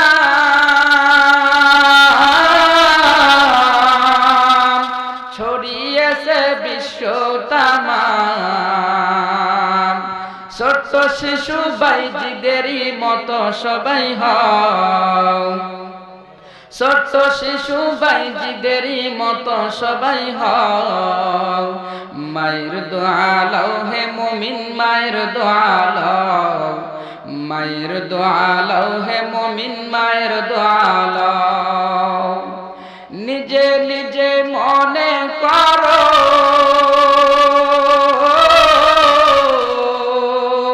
টাকায় আমি হইলাম বড়, যার কারণে মৃত্যু মুখে বেঈমান হয়ে যাও, যার কারণে মৃত্যু মুখে বেঈমান হয়ে যাও। মায়ের দোয়া লও হে মুমিন, মায়ের দোয়া লও। বলেন সবাই, মায়ের দোয়া লও হে মুমিন, মায়ের দোয়া লও, মায়ের দোয়া লও হে মুমিন মায়ের দোয়া লও চিৎকার মেরে বলেন আল্লাহু আকবার খারাপ লাগতেছে শেষ করে দেব জুরাইজের মা কিন্তু জুরাইজের বিরুদ্ধে দোয়া করছে বিপক্ষে দোয়া করছে কথা বলেন ঠিক কিনা মনে আছে পিছনের ভাই না কথা বলেন না কথা বলেন মনে আছে আচ্ছা এখানে বিয়ে করেছেন কে কে একটু হাত জাগান তো দেখি এ বিয়ে করেছেন কে কে হাত জাগান রাত হয়ে গেছে তো বার থেকে মিস কল মারতেছে নাকি আমি বেশি রাত করলে আমার মিস কল দেয় কিন্তু যারা বিয়ে করছেন বাড়ি থেকে মিস কল দিতে পারে যারা বিয়ে করছেন একটু হাতটা জাগান তো দেখি যারা বিয়ে করছেন তারা একটা তাকবীর দিবেন লিল্লাহি তাকবীর আরেকটা আওয়াজ বাড়ান যায় না আরেকটা আওয়াজ বাড়ান তো দেখি লিল্লাহি তাকবীর হাত নামান যারা বিয়ে করেন নাই তারা হাত জাগান তো দেখি যুবক ভাই কয়জন আছেন মাশাআল্লাহ অনেকে আছে এবার আপনারা তাকবীর দিবেন দেখেন আপনার কিন্তু সামনে বিয়ে আপনার শ্বশুরও থাকতে পারে এজন্য ক্ষমতা কিন্তু দেখাইতে হবে যে ক্ষমতা আছে ক্ষমতা না থাকলে বলবে যে হারবালের দরকার ঠিক কি না এজন্য যুবক ভাইরা তাকবীর দিবেন লিল্লাহি তাকবীর আল্লাহু আকবার নারায়ে তাকবীর আল্লাহু আকবার ওই স্টেজে সব কি যুবক নাকি সব যুবক এরাই ফার্স্ট মনে নাকি যাই হোক দোলাদলি করব না শুধু একটু বিভাগ করলাম যাতে করে আওয়াজটা বেশি হয় বিয়ে যারা করছে তাদেরকে তো মানুষ মিস কল দিচ্ছে হয়তো উঠে যেতে পারে যারা বিয়ে করে না এরা উঠে যায় কিসে এরা মিস কল মারে নাকি মিস কল মারে কথা বলেন ঠিক কিনা বর্তমান যে যুগ মিস কলের যুগ কথা বলেন ঠিক কিনা আর বর্তমান মেয়েরা যদি মোবাইল পায় মোবাইল পাওয়ার সাথে সাথে আগে পুরুষ করে মিস কল দেয় কি মিস কলের সাইজ রে ভাই ধরাই যায় না কথা কন ওরা মিস কল তারা দিবার পারে না এই মিস কল পাওয়ার পর থেকে দেখবেন যে যুবকের মাথার কাজ করে না গার্লস স্কুলের সামনে ওই ঠাটা পড়া রৌদ্রের মধ্যে দাঁড়া থাকে কোনোদিন হেলান দিয়ে কোনোদিন বসে বসে কোনোদিন জঙ্গলের মধ্যে বসে বসে তাকা তাকা কখন আসবে ময়না পাখি রে এক নজর দেখবো আছে না নাই এই মিস কল দেয় নাকি আপনার রাজশাহীর যুবকেরা মনে হয় ভালো আমাদের নাটোর নওগাঁতে খুব ঝামেলা বুঝছেন খুব মিস কল মারে আমারও মাঝে মাঝে মিস কল দেয় এই যে রাত্রিতে বাড়ি যাই যাওয়ার পরে বয়ান শেষ করে বাড়ি যা ঘুমাবো তো মোবাইল সাইলেন্ট করে রাখি অনেক সময় কারণ এই অল্প সময় থেকে যদি ঘুমাতে না পারে তাহলে সমস্যা আর আমাদের মনে করেন নাম্বার তো মনে করেন প্রত্যেকটা ওয়াজের মধ্যে আছে আমাদের ওয়াজ থেকে কিন্তু মানুষ নাম্বার নিয়ে আমাদের কাছে ফোন দেয় আজকে যে মোজাম্মেল হক ভাই আমার কাছে বারবার যোগাযোগ করছে আমার ফোনে দাওয়াত দিয়েছে উনি কিন্তু ইউটিউব থেকে আমার নাম্বার পেয়েছে এখন ওই মহিলারা দেখে যে বক্তা একটু ভালো ওরা আবার মিস কল মারে মাঝে মাঝে আমি হ্যাং হয়ে যাই কে মিস কল দিলে এত নাম্বার পরে ফোন দিলে আর কথা বলে না চুপ করে থাকে আগে দেখে হুজুর ঠিক আছে কিনা আছে না নাই মিস কলের দুনিয়া এ ভাই শুনেন একটা কথা বলে যাই আল্লাহ তাআলা বলেন ইয়া আইয়ুহাল্লাযীনা আমানুত্তাকুল্লাহ ওয়াল তানজুর নাফসুম মা কদ্দামাত লিগাদিন ওয়াত্তাকুল্লাহ ইন্নাল্লাহা খাবীরুম বিমা তা'মালুন আল্লাহ পাক রব্বুল আলামিন তিনি ডাকতে বলতেছেন ইন্নাল্লাহা খাবীরুম বিমা তা'মালুন বান্দারে তোমরা কখন কি করতেছো সব খবর আমি আল্লাহ জানি কোন মেয়ে যদি মিস কল মারে এই কথা কে জানেন কোন যুবক যদি তারে ফোন দেয় এই খবর কে জানে মিস কল বাদ দেন এখন স্ক্রিন টাচ মোবাইল যদি থাকে এমবি সারা দিন চলবে কথা বলেন ঠিক কিনা ল্যাপের মধ্যে ঢুকে শীতের দিনে মুখ ঝাঁপ দিয়ে এরকম ভাবে মোনাজাত করতেছে আছে না নাই আমাদের ওস্তাদ মাঝে মাঝে বলতো কেরে তোরা যে রাত্রে ঘুমা থাকিস মাঝে মাঝে দেখি ল্যাপের ভিতর দিয়া নূরের আলো বাইর হয় কি ব্যাপার কি রে নূরের আলো বাইর হয় না সারা রাত জায়গায় এখন তার ফোন দিয়ে কথা বললে তো বাবা মা জানতে পারবে কেরে আমার পাশে থেকে হু হা করতেছে শব্দ করতেছে এজন্য মোবাইলে মেসেঞ্জারে লেখে ময়না পাখি জানু পাখি আছে না নাই আমার আল্লাহ পাক রব্বুল আলামিন বলেন রে বান্দা ইন্নাল্লাহা খাবীরুম বিমা তা'মালুন, আমি আল্লাহ সব খবর জানি। তুমি ল্যাপের মধ্যে বৈশা অন্যের বেটির সাথে প্রেম করো, এটা তোমার জন্য হারাম, এটাও আমি আল্লাহ জানি। শুধু ল্যাপের মধ্যে কার চোখ ফাঁকি দিতেছো? আমার আল্লাহ বলেন, রে বান্দা, ল্যাপের মধ্যে কেমনে ফাঁকি দিবি? আমি আল্লাহর চোখ কতটুকু জানো? মনে করো এই 7 জমিনের নিচে একটা কালো পাথর, ওই কালো পাথরের উপরে যদি একটা কালো পিপিলিকা ঘুরে, যেটা চোখে পড়ে না, এত ছোট পিপিলিকা যেটা মানুষের চোখে পড়ে না, এমনকি যদি আপনি এই যে দূরবীন আছে না, দূরবীন দিয়ে যদি আপনি দেখার পরও যদি আপনার চোখে না ধরে, আমার আল্লাহ ডাক দিয়ে বলেন, রে বান্দা, ওই কালো পিপিলিকা 7 জমিনের নিচে কালো পাথরের উপরে কি করতেছে? সে কয় ধাপ হাঁটতেছে, তার হাঁটার শব্দ আমি আল্লাহ কানে শুনতে পাই। জোরে কোন সুবহানাল্লাহ। এজন্য বাজান, এ যুবক, এ যুবতী, তোমাদেরকে বলি, যখন মোবাইলে কথা বলবা, মেসেঞ্জারে চ্যাটিং করবা, ফেসবুকে কথা বলবা, ইউটিউবে যখন ভিডিও দেখবা, তখন মনে মনে এই ধারণা করবেন, ইন্নাল্লাহা খাবীরুম বিমা তা'মালুন, আমার আল্লাহ সব জায়গায় দেখেন। কথা বলেন ঠিক কিনা? গুনাহ করার সময় আমাকে খেয়াল রাখতে হবে, আমার আল্লাহ সব জায়গায় আমাকে দেখেন। কথা বলেন ঠিক কিনা? আল্লাহ চোখ ফাঁকি দেওয়ার বুদ্ধি আছে? আল্লাহর বান্দা একজন পীর সাহেব হুজুর, উনি বৃদ্ধ বয়সে বলতেছেন যে আমি তো মারা যাব, যাওয়ার পরে আমার যে খানকা আছে, এই যে অধিপত্য আছে, এই দায়িত্ব আমি একজনকে দিতে চাই, কে নেবে? সবাই হাত জাগাবে, হুজুর আমারে দেন, আমারে দেন, আমারে দেন। তাই বলবে না?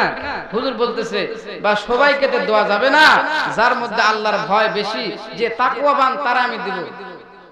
হুজুর বলতেছে, আমি তোমাদেরকে একটা পরীক্ষা করব। বলে কি পরীক্ষা?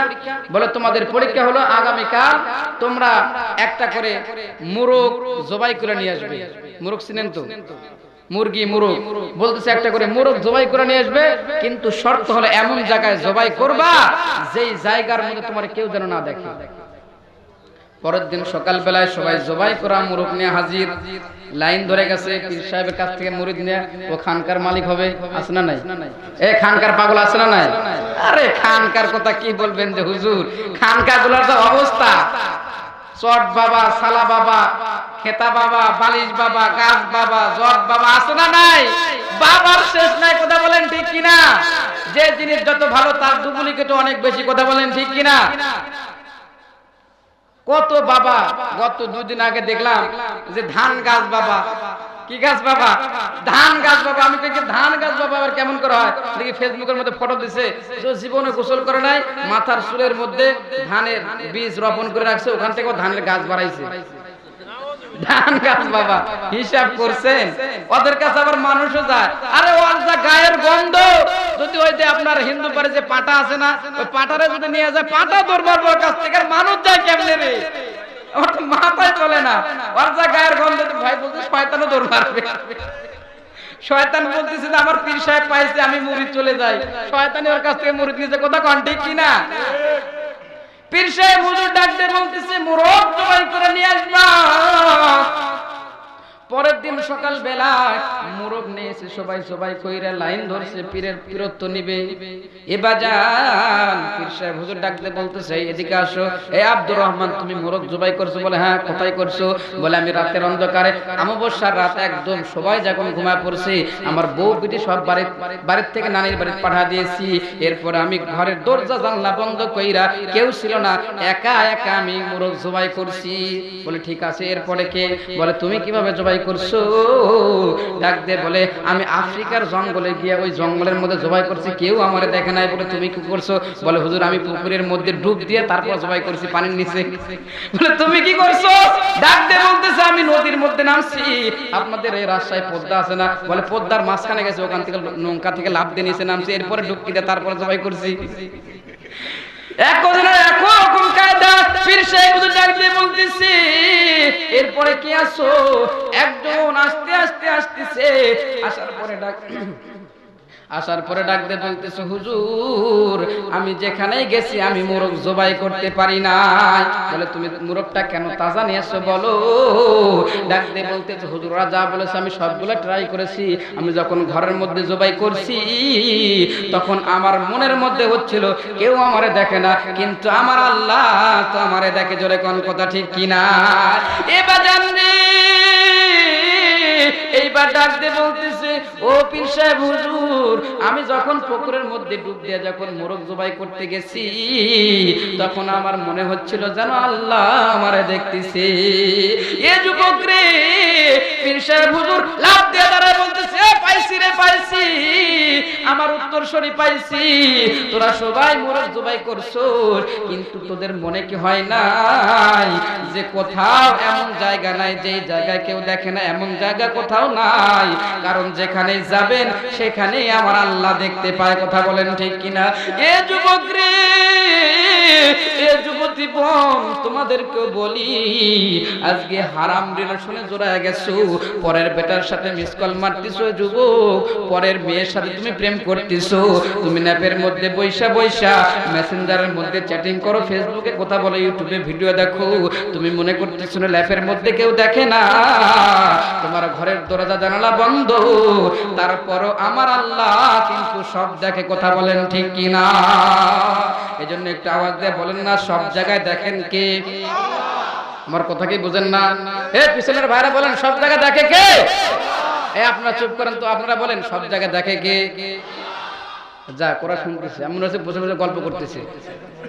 আমাদের এলাকায় দেখছি যে এই মাহফিলের এই আশপাশে মেলা বসে, যারা মেলা বসে মেলা থেকে বাদাম নিয়ে আসবে, তারপর আপনার বুট নিয়ে আসবে, তারপর আপনার আলু ভাজা আছে না, আলুর পাঁপড়, আরো পাঁপড়, এগুলো নিয়ে এসে পিছনে বসে বসে খায় বাড়ি চলে যায়। যায় সকালবেলা গল্প, যাই কে মোয়া শুনি, কি করলো কিছু বুঝিনি, কিছুই বুঝে নাই, আছে না নাই?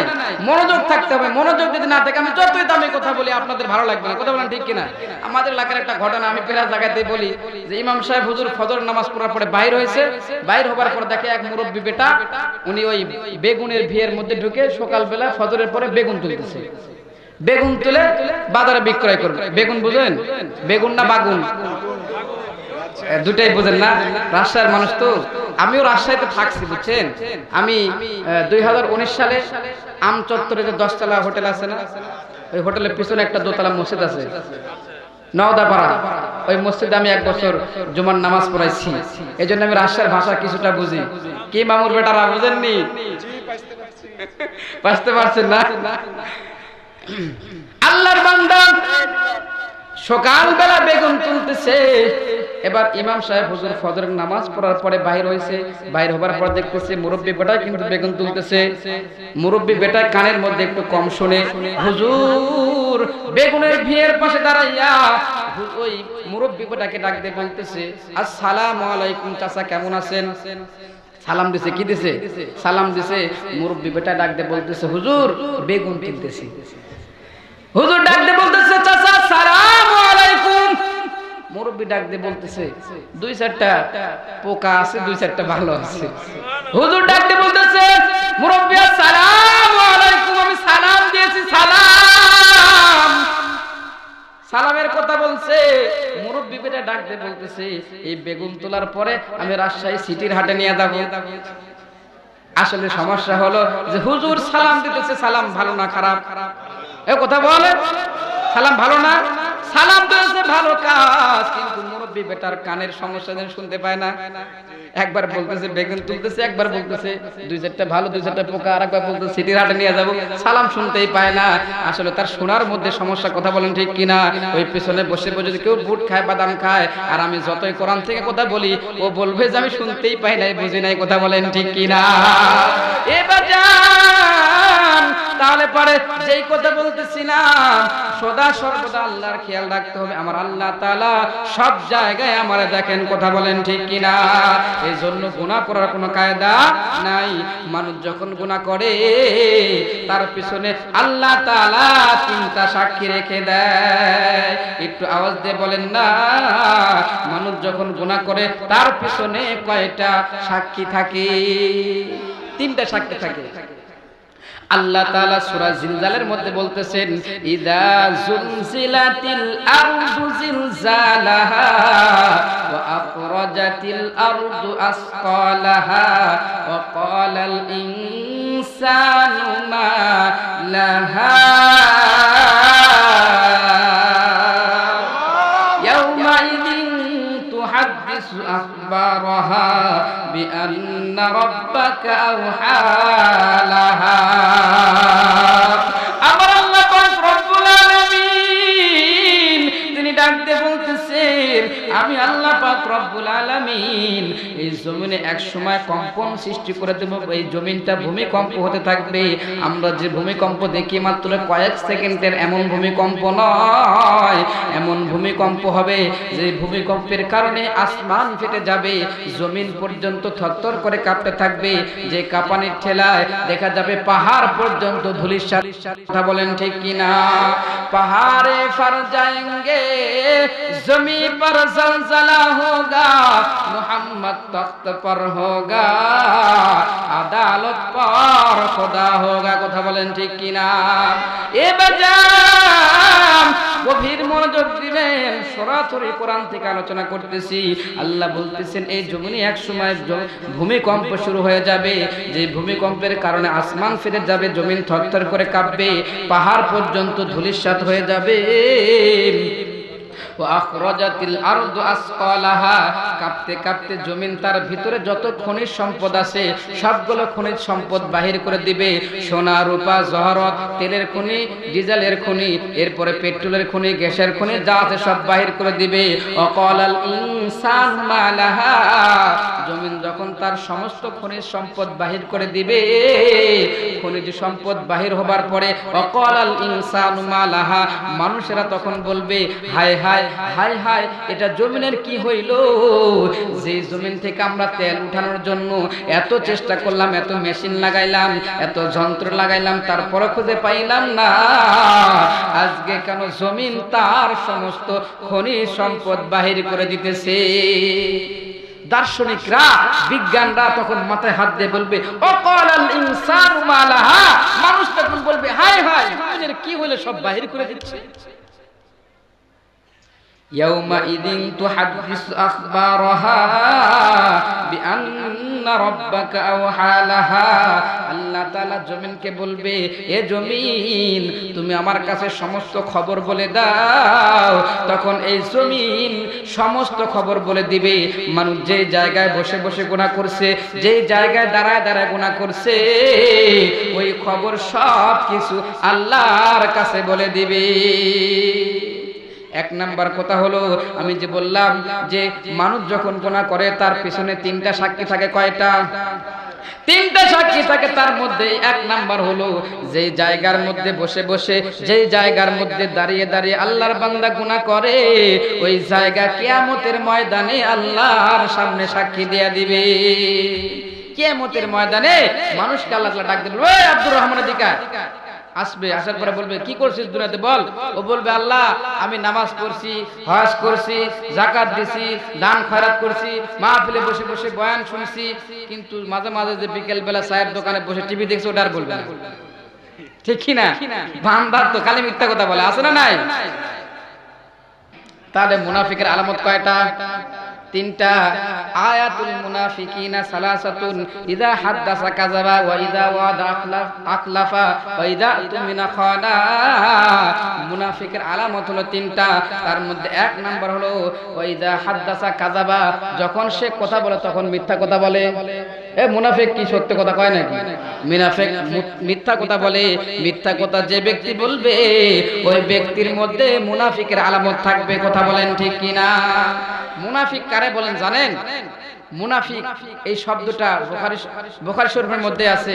এই শব্দের তাহকিক করতে গিয়ে ওস্তাদ আমাদেরকে বললেন মুনাফিক ওই জিনিসটাকে বলা হয়, মুনাফিক বুঝাতে গিয়ে বললেন যেটা হলো মাটির নিচে যেগুলো জিনিস থাকে ওগুলো।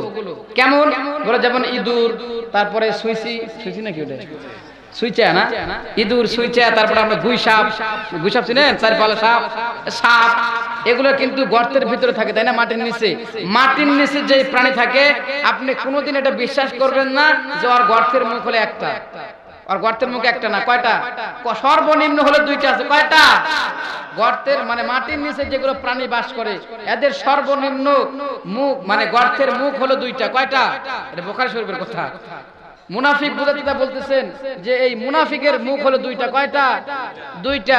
আমার কাছে বলবো হুজুর আপনি চালায় যান, পরের দিন সকালবেলা যা বলবো হুজুর খবর করে দেন। আছে না নাই? দুই রকম লোক। এমন লোক আছে না নাই?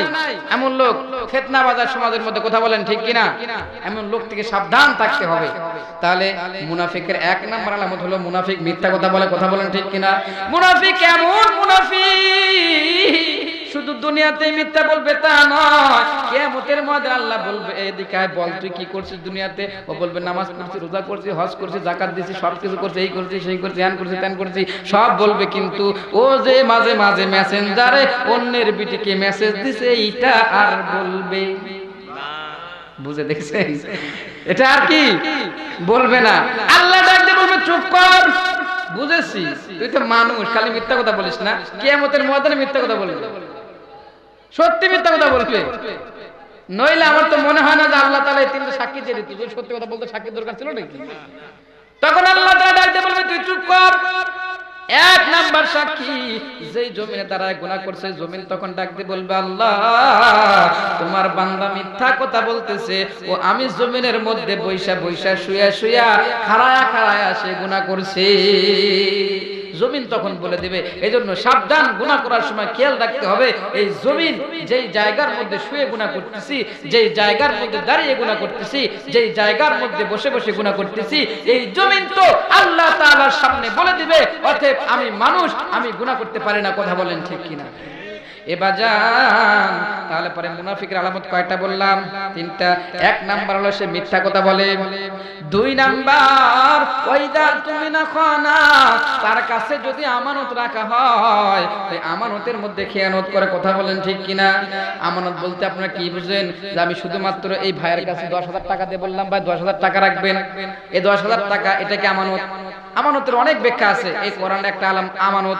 কোরআন কি আমানত? এই কোরআনের হক কি আমরা রক্ষা করতে পারছি? নেই। আমার ঈমান এটা একটা আমানত, আমার হাত আমার পা এটা আমার আল্লাহ তাআলা আমার কাছে আমানত দিয়েছে। কথা বলেন ঠিক কিনা?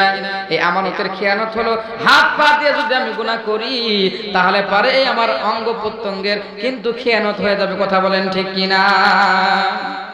মুনাফিকের আলামত এগুলো আমাদেরকে ছাড়তে হবে। কথা বলেন ঠিক কিনা? মুনাফিক হয়ে কবরে যাওয়া যাবে না। এ বাজান রে, এরপরে যেই কথা বলতেছিলাম, তাহলে কিয়ামতের ময়দানে আল্লাহ তাআলা বান্দার বিপক্ষে সাক্ষীদার করবেন তিনটা। এক নাম্বার হলো জমিন। কথা বলেন ঠিক কিনা? আর একটা হলো কিরামান কাতিবিনা ইয়ালামুনা মা তাফআলুন। দুই কাঁধে দুই ফেরেশতা কিরামান কাতিবিন সর্বদা লিখতেছে। কথা বলেন ঠিক কিনা? আমি যখন গুনাহ করি এই কিরামান কাতিবিন লিখতেছে। এই লেখার মধ্যে কি তারা কম বেশি করে নাকি? জোর চুরি করে, ঘুষ খায়, তাহলে এরাও তো কিয়ামতের ময়দানে আল্লাহর সামনে বলে দিবে। কথা বলেন ঠিক কিনা? এ বাজান আর তিন নাম্বার সাক্ষী এই যে আমার অঙ্গ প্রত্যঙ্গ আমানত। আমার আল্লাহ বলবে তুই মুখ দিয়ে মিথ্যা কথা বলিস, তোর মুখ বন্ধ। তখন আমার হাত আমার পা আমার সমস্ত শরীর তখন আমার বিপক্ষে পক্ষে তখন সাক্ষী দিয়ে দিবে। কথা বলেন ঠিক কিনা? এজন্য গুনাহ করার সময় আমাকে খেয়াল রাখতে হবে। এবার যান, এবার আসেন শেষ করে দেব, আর বেশি সময় নিব না। আল্লাহর ওলি জুরাইজ কিন্তু মায়ের ডাকে সাড়া দেয় নাই। মা কিন্তু জুরাইজের বিরুদ্ধে দোয়া করছে আল্লাহর দরবারে। কথা বলেন ঠিক কিনা? তার মা দোয়া করছে জুরাইজ যেন কোনো নষ্ট মহিলার মুখ না দেখে মৃত্যুবরণ করে না। মায়ে দোয়া করছে, দোয়া কি আর কবুল হইতে বাকি আছে নাকি? মায়ে দোয়া করলে কবুল হবে। কথা বলেন ঠিক কিনা?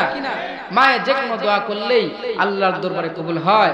আল্লাহর একজন বান্দা লেখাপড়া শেষ করেছে, লেখাপড়া শেষ করার পরে যায় মায়ের কাছে ডাকতে বলতেছে, মারে আজকে চাকরি ইন্টারভিউ দিতে যাচ্ছি, অনেক ইন্টারভিউ দিয়েছি, আমার তো চাকরি হয় না, আজকে তোমার কাছে বিশেষ করে একটু দোয়া চাচ্ছি, মা একটু দোয়া করো না, আল্লাহ তাআলা যেন আমার চাকরিটা করায় দেয়।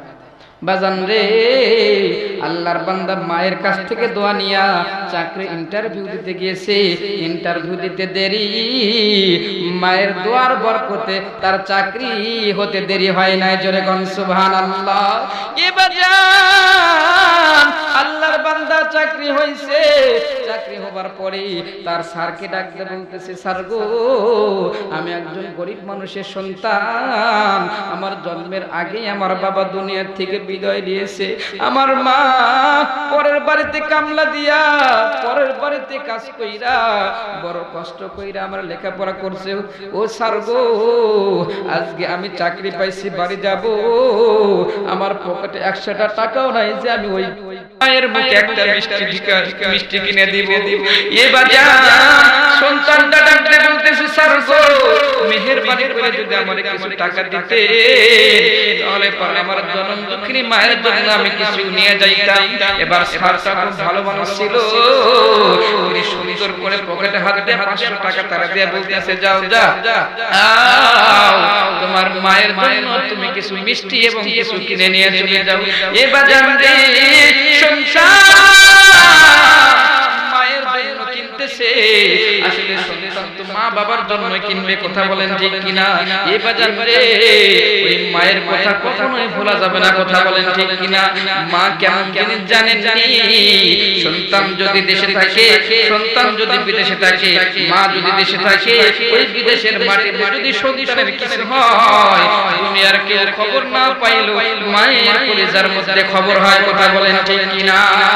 সন্তান বিদেশে কাজ করতে গিয়ে সন্তানের হাতের একটা আঙ্গুলের মধ্যে চোট লাগছে, এই জায়গায় মায়ের কলিজার মধ্যে আঘাত লাগছে।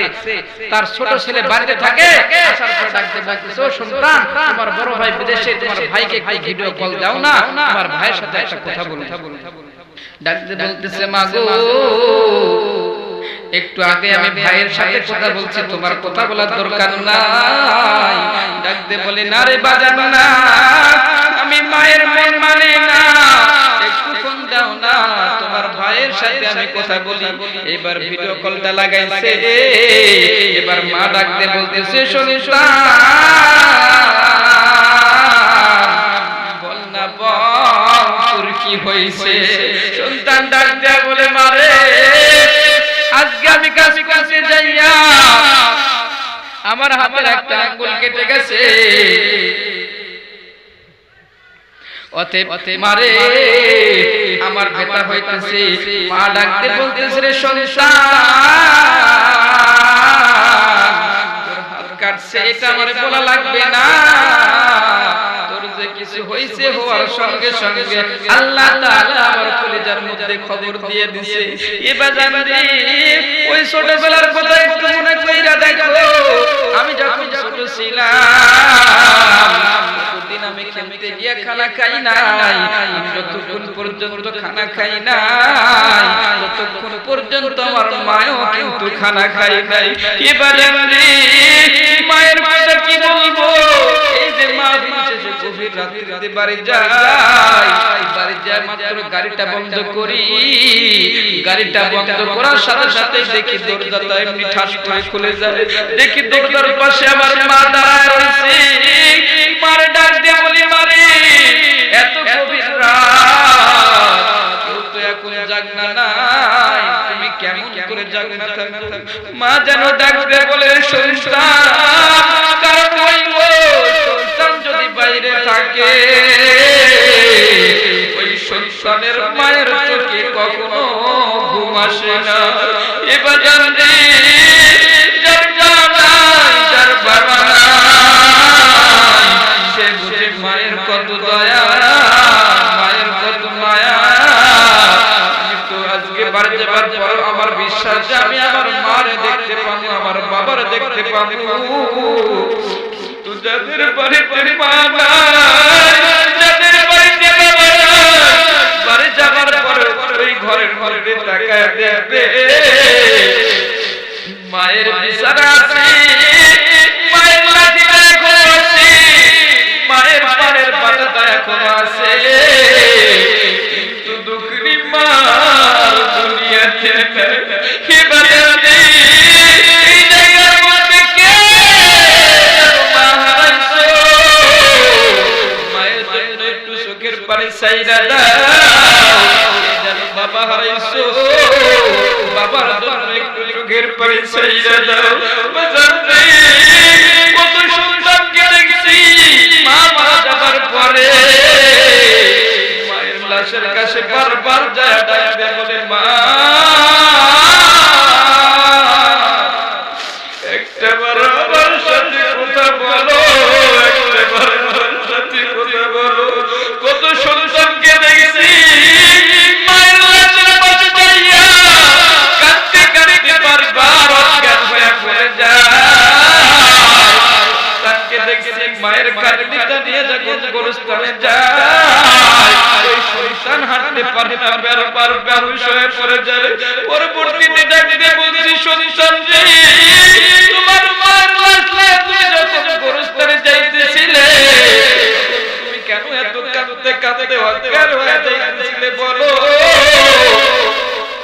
সন্তান ডাকতে বলে হুজুর আপনার কি বলবো, কারণ হইল কোন সংসারের কাঁধে যখন তার মায়ের লাশ নেওয়া হয় যেন শুধু মায়ের লাশ থাকে না, মনে হয় তামাম পৃথিবী তার ঘরের উপরে চাপানো হয়েছে। কি বাজারে মায়ের কথা যখনই বলি তখনই দেখি কিছু যুবক ভাই টুকরে কাঁদে, কিছু মুরব্বীরা কাঁদে, পরে পরে ডাকতে বলছি মুরব্বী এ যুবক ভাই মায়ের কথা বলার সঙ্গে সঙ্গে এমন করে কেন কাঁদো? ডাকতে বলে হুজুর কারণ আমার মা নাই, কারণ আমার বাবা আপনি যখন মায়ের কথা বলছেন, আপনি যখন বাবার কথা বলছেন তখন কেমন যেন আমার মায়ের মোরা মুখটা যেন আমার সামনে ভেসে উঠছে। কে বাজারে যার মা নাই তার বাবা নাই, মায়ের শেষ বিদায় কালের মুখটা মনে করি না আল্লাহর দরবারে কাঁদো, আল্লাহর ডাক দিয়ে বলো আল্লাহ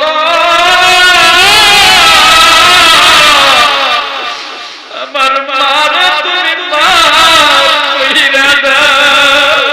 এ ভাই কি আছো মা হারাইছো বাবা হারাইছো একটু জবান করে চোখের পানি চাইরা আল্লাহর ডাক দিয়ে বলো আল্লাহ আমার মারে তুমি মাফ কইরা দাও। যাই বাবা হারাইছো আল্লাহর ডাক দাও, আল্লাহর ডাক দিয়ে বলো আল্লাহ আমার বাবার তুমি মাফ কইরা দাও। ওগো রকই কারিম আল্লাহ দেখই জায়গার মধ্যে কত মায়ের পাগল কাঁদে, কত বাবার পাগল বইসে বইসে কাঁদে, জানি না রে মালিক কার মা নাই, কার বাবা নাই। আল্লাহ যে মায়ের জন্য কাঁদে বাবার জন্য কাঁদে, মা বাবার কবরগুলোকে তুমি জান্নাতের বাগান বানায়া দাও। এ মা রে এ বোন তোমরাও তো বয়স হচ্ছেছো, তোমাদেরও মা বাবা হয়তো বা কবরের বাড়িতে ঘুমায়, মায়ের জন্য কাঁদো বাবার জন্য কাঁদো। যেই বাড়িটা আসো তুমি সেই বাড়িটা কিন্তু বাবার বানানো, সেই বাড়ির মধ্যে আজকে তুমি থাকো কিন্তু মা নাই বাবা নাই। ওই মা বাবার জন্য কেঁদে কেঁদে আল্লাহর কাছে মাফ চাও। আল্লাহর কাছে যদি মাফ চাইতে পারো আমার আল্লাহ ডাকতে বলে এ দুনিয়ার মানুষ তোমরা শোনো আমার নবী ছিলেন কোন এতিম বান্দা বান্দি যদি তার মা বাবার জন্য দোয়া করে তার দোয়া আমি নবীজির ওসিলায় কইরা কবুল কইরা তার মা বাবার কবরটারে আমি আল্লাহ জান্নাতের বাগান বানায়া দিই। এবার আসেন এবার হযরত জুরাইজের কথা বলবো। আমার আল্লাহ তাআলা বললেন এক ইবাদত করব না, কিন্তু মা বাবার সাথে ভালো ব্যবহার করলে একটু কথা বলেন ঠিক কিনা? আল্লাহর ওলি জুরাইজ এত বড় আল্লাহর ওলি, তিনি এক দুধের শিশুকে কথা বলার জন্য অর্ডার করছে, দুধের শিশু পর্যন্ত তিনার অর্ডার শুনে কথা বলেছে। এত বড় আল্লাহর ওলি, বুখারী শরীফের ঘটনা বলতেছি, এই আল্লাহর ওলি জুরাইজ মায়ের ডাকে সাড়া দেয় নাই, মা তার বিরুদ্ধে বদদোয়া করছে, মনে আছে আপনাদের? মা ডাকতে বলতেছে, মালিক জুরাইজ নষ্ট মহিলার মুখ না দেখে মৃত্যুবরণ করে না। মায়ে দোয়া করছে, দোয়া করার সঙ্গে সঙ্গে আল্লাহর দরবারে কবুল হয়ে গেছে। কিছুদিনের মধ্যে দেখা গেল একজন নষ্ট মহিলা, তার গর্ভের মধ্যে সন্তান যখন প্রসব হয়ে গেল, সন্তান জন্মগ্রহণ করার পরে এলাকার মানুষদের কাছে যা ডাকা বলতেছে, এলাকার মধ্যে যে জুরাইজ নামের ব্যক্তি আছে, ওই জুরাইজ আমার সাথে অকাম করছে, খারাপ কাজ করেছে, যার কারণে এই সন্তান পয়দা হয়েছে। এলাকার লোকেরা জুরাইজকে ধরে নিয়ে আসলো, জুরাইজকে ডাকতে বলতেছে, জুরাইজ সত্য করে বলে তুমি কি এই মহিলার সাথে খারাপ কাজ করছো? জুরাইজ শুধু কান্দে আর কান্দে, কারণ জুরাইজ তো আল্লাহর ওলি, জুরাইজ খারাপ কাজ করে না, কিন্তু সবাই অপবাদ দিচ্ছে জুরাইজ এই মহিলার সাথে খারাপ কাজ করার পরে আমার বাচ্চা হয়েছে। এবার সবাই জুরাইজ যখন দোষারোপ করতেছে, জুরাইজ পড়ে গেছে বিপদে। কেউ যদি আল্লাহর পক্ষে থাকে, হাজার বিপদ যদি আসে, আল্লাহর পক্ষ থাকলে আল্লাহ তার হেফাজত করবে। কথা বলেন ঠিক কিনা? এবার কোনদিকে নজর নাই, কোনদিকে খেয়াল করবেন না, এক্ষুনি আমি শেষ করে দিব। এবার সব মানুষেরা যখন জুরাইজের বিরুদ্ধে লাগছে, জুরাইজকে এমনি মানুষ দেখতে পারে না, আসলে মূল কথা হলো হুজুর মানুষকে কিন্তু মানুষ দেখতে পারে না। কথা বল না কেন? এবার আল্লাহর ওলি জুরাইজ আল্লাহর কাছে কাঁদতেছে আর কাঁদতেছে, আর ডাকতে বলতেছে, মালিক আমি তো তোমার বন্ধু, কিন্তু ঘটনাক্রম আমি তো বিশাল বড় প্যাচের মধ্যে পড়ে গেলাম। মহিলা ডাকতে বলতেছে, জুরাইজ আমার সাথে খারাপ কাজ করছে, যার কারণে আমার পেটের মধ্যে বাচ্চা আসছে। এবার সবাই মিলে জুরাইজকে ডাকতে বলতেছে, জুরাইজ রে বলবো তুই কি মহিলার সাথে খারাপ কাজ করছিস? তুই তো অপরাধী, তোকে আমরা কিন্তু কঠিন শাস্তি দেব, সত্য করে বল। জুরাইজ শুধু কান্দে আর কান্দে, কারণ জুরাইজের পক্ষে কেউ নাই। কথা বলেন ঠিক কিনা? শুধু জুরাইজ নয়, আজ যদি মসজিদের একটা মানুষের সাথে ইমাম সাহেবের কোনো কথা হয়, ইমাম সাহেবের পক্ষে কেউ থাকে না, সব কিন্তু গ্রামবাসীর পক্ষে। কথা বলেন ঠিক কিনা? যদি পক্ষে থাকতো, আমার বিশ্বাস পুরো ইমাম সাহেব চাকরিচ্যুত হয়ে বাড়ি যায় বসে থাকতো না। কথা বলেন ঠিক কিনা? ইমাম সাহেব ইমাম সাহেবের মধ্যে থাকবে, ইমাম সাহেব নেতার মধ্যে থাকবে, ইমাম সাহেবের পক্ষে আমাকে কথা বলতে হবে। বড় আফসোস লাগে আজকে ইমাম সাহেবকে মানুষ কটু কথা বলে, মসজিদ ঝাড়ু দেওয়ারিয়া ইমাম সাহেবের দিকে আঙ্গুল তুলে কথা বলে। মনে রাখবে, ইমাম সাহেব কারো গোলাম নয়, কারো 2 টাকার কিনা গোলাম নয়। ইমাম সাহেব তো নেতা, উনার মধ্যে কোরআন আছে, উনার মধ্যে হাদিস আছে। উনার সাথে যে বেয়াদবি করবে, আমার নবীর সাথে বেয়াদবি করা হবে, আর যে আমার নবীর সাথে বেয়াদবি করলো, সে আমার আল্লাহর সাথে বেয়াদবি করলো, ওর কোন জায়গায় ছাড় হবে না। কথা বলেন ঠিক কিনা? এজন্য ইমামকে কোনো গালি দেওয়া, ইমামের সাথে ভালো ব্যবহার করতে হবে। কথা বলেন ঠিক কিনা? এবার যান জুরাইজ বিপদে পড়ে গেছে, জুরাইজের বিপক্ষে সবাই, জুরাইজের পক্ষে কেউ নাই। এক পর্যায়ে জুরাইজ যখন কিছুই বলতে পারতেছে না, এবার যান হঠাৎ করে জুরাইজের মনে হইল যে শিশুর বাচ্চাটা কোলের মধ্যে আছে, সবাই মিথ্যা কথা বলতে পারে, কিন্তু ওই বাচ্চা তো মিথ্যা কথা বলতে পারবে না। এক পর্যায়ে জুরাইজ আল্লাহর ওলি, তার তো আল্লাহর প্রতি ভরসা আছে, আল্লাহর প্রতি বিশ্বাস কইরা ওই ছোট বাচ্চার দিকে আঙ্গুল কইরা ডাক দিয়ে বলতেছে, বাচ্চা রে বল তোর বাবাকে। যেই মাত্র বলছে তোর বাবাকে বল, বলতে দেরি ওই ছোট মাসুম বাচ্চা, দুধের বাচ্চা সঙ্গে সঙ্গে আল্লাহর হুকুমে ডাকতে বলতেছে, জুরাইজ আমার বাপ না, অমুক অমুক রাখালের সাথে আমার মা কাজ করছে, খারাপ কাজ করার পরে আমি পয়দা হয়েছি, আমার বাবা হলো অমুক রাখাল। জোরে কোন সুবহানাল্লাহ। এখন কথা হলো মায়ের দোয়া করছিল যে কোন নষ্ট মহিলার মুখ না দেখে যেন মৃত্যুবরণ করে না। মায়ের দোয়া কিন্তু কবুল হয়েছে, কথা বলেন ঠিক কিনা? মায়ের দোয়া করার সঙ্গে সঙ্গে আল্লাহর দরবারে কবুল হয়। এজন্য মা বাবার সাথে ভালো ব্যবহার করতে হবে, কথা বলেন ঠিক কিনা?